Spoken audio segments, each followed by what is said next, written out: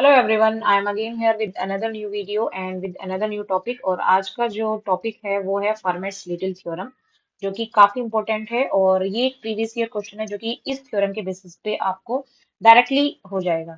तो सबसे पहले हम स्टेटमेंट देख लेते हैं, what is formats little theorem. तो सबसे पहले हम देखते हैं कि इसकी स्टेटमेंट क्या है। तो सपोज कीजिए, if p is a prime number, if p is a prime number, then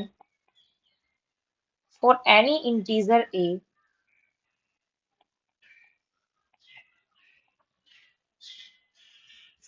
the number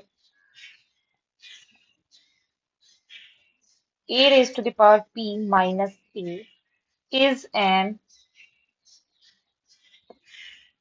integer multiple of p।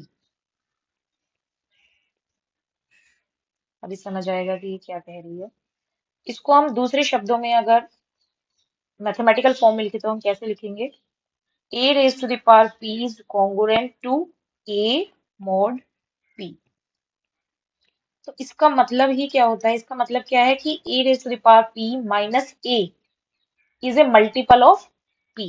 ठीक है। अगर हम इसकी दूसरी फॉर्म की बात करें, अनदर फॉर्म इस थ्योरम की, तो वो क्या है? वो होता है a raise to the power p minus one is congruent to one mod p। ये कब होता है? ये तब होता है जब आपका जो a और p है उसका जीसीडी क्या होगा? One. If GCD of a और p इज वन, इसका मतलब क्या है कि if a is not divisible by p। ठीक है। तो सबसे पहले तो हम इसका एग्जांपल ले लेते हैं, जो मैंने दूसरी फॉर्म लिखी है इसकी, और उसके बाद जो हमारा क्वेश्चन है उस पे जाएंगे हम। तो इसमें क्या कहा गया है कि a और p का जीसीडी क्या है? वन। तो अगर सपोज कीजिए हमने p क्या ले लिया, प्राइम है ना, तो p हमने फाइव ले लिया और a हमने मान लिया टू, कोई भी इंटीजर। तो अगर मैं करूँ two raise to the power five minus one, यहाँ पे क्या लिखा हुआ है? a raise to the power p minus one, तो two raise to the power five minus one क्या आ जाएगा? Two raise to the power four, which is equal to sixteen.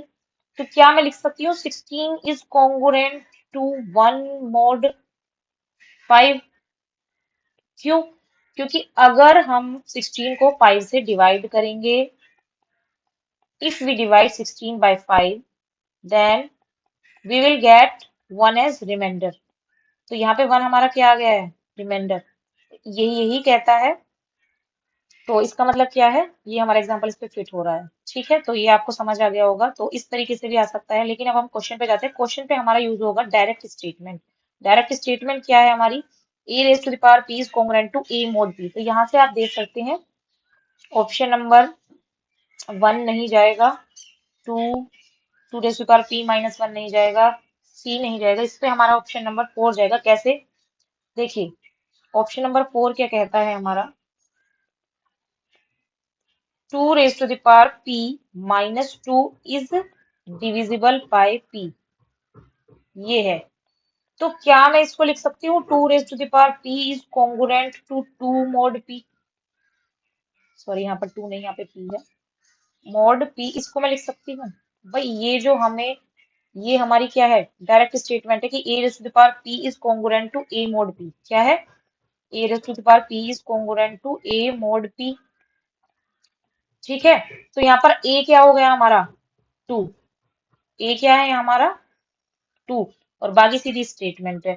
और इसको हम इस तरीके से भी लिख सकते हैं कि two raise to the power p minus two is divisible by p, जैसे कि मैंने स्टेटमेंट में लिया था। a raise to the power p minus one a is an integer multiple of p। तो आई होप आपको समझ आ गया होगा। तो ये हमारा डायरेक्ट स्टेटमेंट बेस्ड क्वेश्चन था।